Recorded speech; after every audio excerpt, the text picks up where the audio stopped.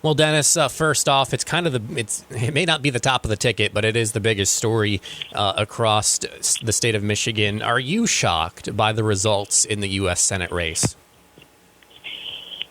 I think what surprised me was that it was as close as it is, or I should say as it was.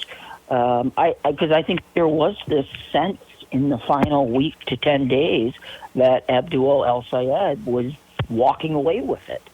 There were some polls that were out there, that had him up in high single digits, if not low double digits. And it ended up being a coin toss and went down to the wire. So I think that's what surprised me. But as we've increasingly seen, it is getting harder and harder to do polling anymore, just because people don't have landlines, they're not picking up their cell phones. There's inherent problems when you're trying to do the modeling and predict exactly who is going to show up to the polls, especially in a Democratic primary where you've got a candidate who's mobilizing, a lot of infrequent young voters. So it wasn't a good night for the polls, that's for sure. Yeah, I actually just posted on X just a little while ago that perhaps the biggest loser of the night was the pollsters, for sure. Very interesting, though, because, yes, it was so close, and there were many unique things that we can talk about, just kind of getting into the nitty-gritty. But we'll address that later. Let's take a look at this. Who do you think is the better matchup for Rogers? Do you think Republicans are liking their chances against El-Sayed, or do you think Stevens would have been a better matchup? I know the polls said that it would be a better matchup against El-Sayed. I have a personal opinion, but obviously the polls have shown to be wrong. Oh, I think there's no question that Mike Rogers did a joy dance this morning when he found out that El-Sayed is the Democrat nominee. I think you're going to start to see a Democrats for Rogers coalition emerge. Because, look, there were a lot of things said in that primary that are going to be very difficult for Democrats to take back. And there's a lot of Democrat donors and interest groups who may not be willing to write their check. I mean, we have the sitting Attorney General in Michigan, Dana Nessel, saying she doesn't want to go to the Democratic convention later this month because of anti-Semitism. Now, does that mean she's going to vote against her party's nominee, or is she going to skip that race? I think there's going to be a lot of questions that Democrats are going to have to answer because of El-Sayed. And Republicans, not just in Michigan, but nationally, are going to be able to prosecute Democrats over El-Sayed. The first question that every Republican running for Senate anywhere in the country should ask their Democrat opponent is, do they support Abdul El-Sayed? Because if the shoe was reversed, we've seen this play out before, when Republicans have nominated crazy crackpot candidates or candidates who have issues, the Democrats use that card against every Republican in the country. So it's time that Republicans do that with Democrats. Certainly. And I do want to get to the top of the ticket, which, it might be getting the most media attention, the U.S. Senate race, but the top of the ticket still remains the gubernatorial race. But one final observation in this U.S. Senate race is people were calling him, especially towards the end of this election cycle, for the primary, a champagne socialist. If you took a look at the people that were really excited to vote for El-Sayed, it surprisingly was a lot of the wealthy, white, extremist liberals, and it really showed up on the map. I mean, the up north, the counties that voted for him, Emmett, Antrim, Charlevoix, Leelanau, and Grand Traverse County, those are affluent counties. The places that went for Stevens were mid-Michigan and northeastern Michigan. Yeah, northeastern Michigan. I look, you whether you call them limousine riding liberals or champagne socialists, whatever you want to call them, sort of that woke gentry, so upper middle class white voter, the people who have that sign in the yard, in this house we believe. Yeah. We're right? all seeing them. I mean, those are the people, and and look, they could say, "See, we're not racist, we're not bigoted. Look, we've got a Muslim as our candidate for U.S. Senate." I do think one thing that really surprised me last night was the turnout on the Democratic side. Republicans should be really concerned here because we've seen this elsewhere in the country that Republican voters just are not engaged and enthused about this election. Fewer than 1 million voters cast a ballot yesterday for the Republicans. I did see that. That is very troubling. It was the least votes cast in a Republican primary since at least 2010. And Republicans should be worried about that because they already have the Trump problem. And what I mean by the Trump problem, Nick, is when Trump's not on the ballot, there's a certain type of voter who doesn't show up. So that combined with Trump's really bad numbers nationally in terms of approval, the generic ballot, and then just Republican disengagement. If you're Mike Rogers, you're really concerned about that. Yeah, well, you pointed out a couple of things that I was going to bring up. The numbers, I think it was about 400,000 less votes than the Democrats, the Republicans got here in the primary, give or take. And yeah, I mean, but the thing is, you got that, so you're concerned in that level. You're concerned just because the midterms never really seem to go well for the party in power. People are usually looking for a scapegoat, and affordability right now is a big issue. They're looking for a bit of a scapegoat. That tends to be the party in power. And then again, you just kind of have this people voting, passionately against Trump. But I will say this because again, the top of the ticket is really important. We've both mentioned this, today or in past conversations, how important the top of the ticket is to get out the vote. And you and I have probably heard, I specifically have heard people, I'm super excited to go vote for El Sayed. I'm super excited to go vote for Kyle Bloomquist or Callie Barr on the Democrat side, or even people excited to vote for Perry Johnson or John James. You know who I have not heard a single person, Dennis, say they've been excited to vote for, and that's Jocelyn Benson. And that's going to be a problem for Democrats, I think. Well, the problem that Democrats are going to have, I don't think it's going to be a lack of excitement over Jocelyn Benson. I think it's going to be the Abdul El Sayed factor.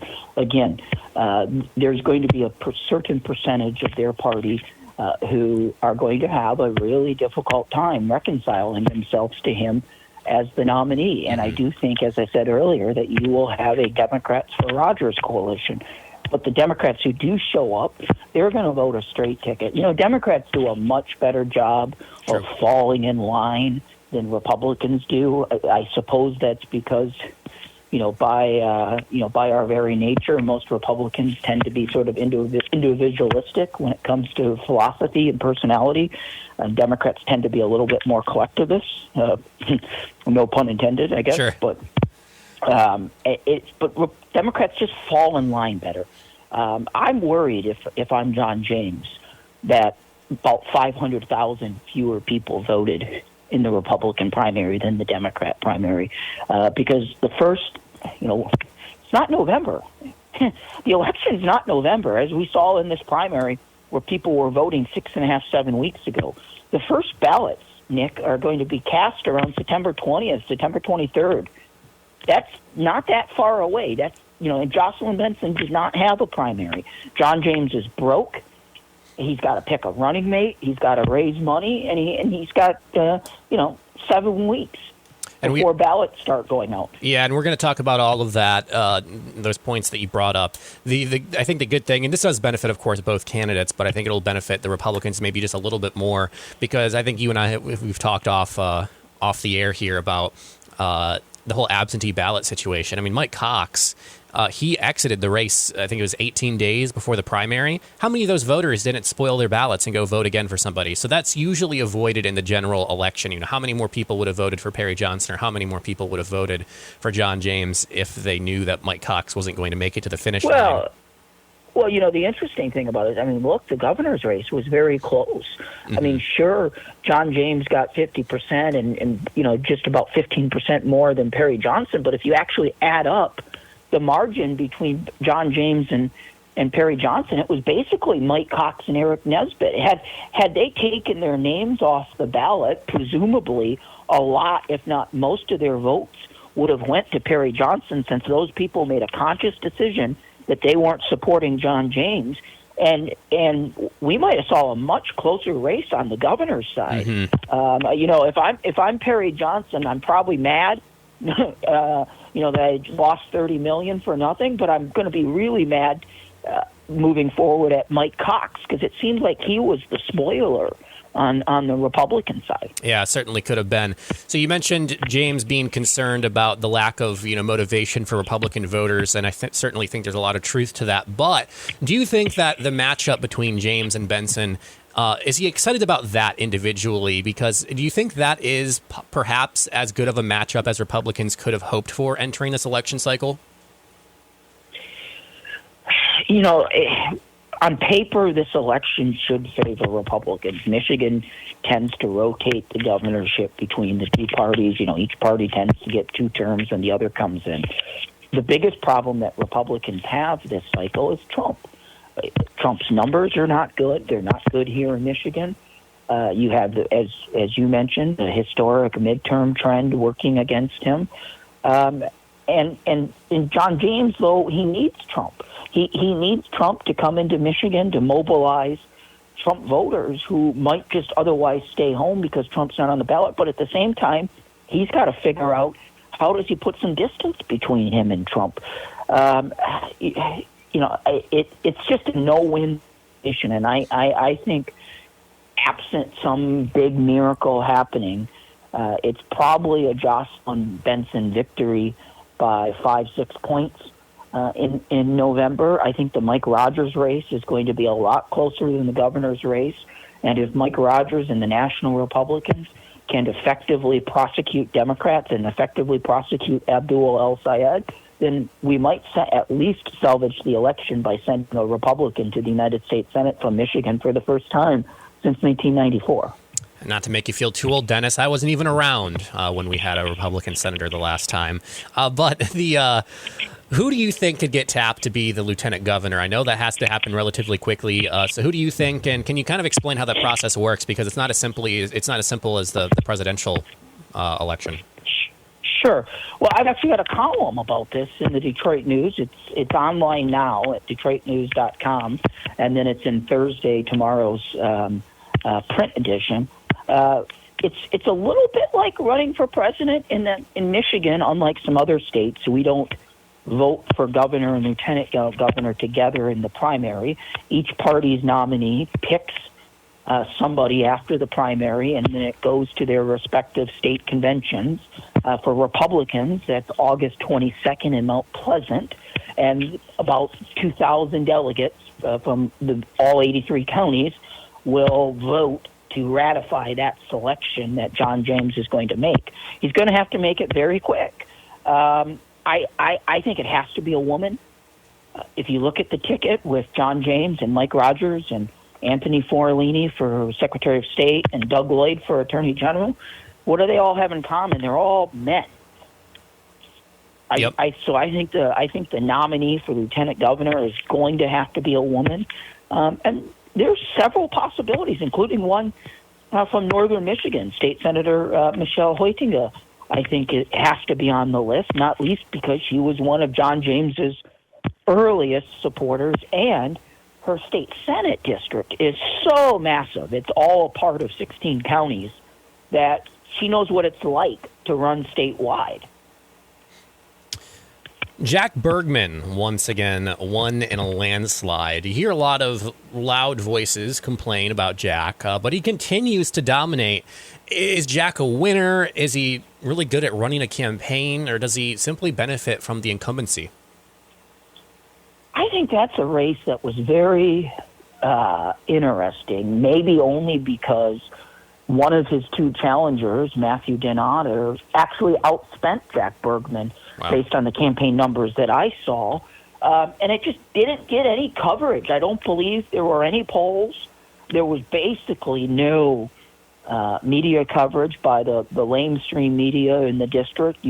Other than you did a great job covering the race and interviewing the candidates. But, what newspapers that we do have left in northern and upper Michigan really didn't cover it. Neither did the two TV stations around here. And I think it was a real race. Now, in the end, he ended up winning pretty significantly, but But for a while there were a lot of questions. Just how big is the anti-Jack Bergman vote? And it's going to be very interesting to see what happens in the next 2 years, because if the Republicans nationally lose majority, he may choose not to run in 2028. I don't know. Final question for you. Elections have expanded in the last few years with early in-person voting and mass absentee voting. Seems like an awful lot of work. Do you think local clerks are suited for the amount of work it takes to run elections nowadays? I think our clerks are overworked and underpaid. I think it's a serious problem, Nick. I don't think we need to have 6 weeks of universal, no-reason absentee voting, plus early voting, plus in-person, same-day voting. Something needs to change. And frankly, I also think our clerks probably need pay increases, especially at the township level. I mean, some of these township clerks only get $2,000-3,000 a year, $4,000 a year for what's supposed to be a part-time job, and it's effectively become a full-time job for the better part of 2 or 3 months every 2 years. And there's so many laws at the federal and state level that these clerks have to comply with that it's very difficult for some of them to adhere to those laws. So I do think we have to look at not just the length of early and absentee voting, but also maybe who's overseeing elections and how are they funded.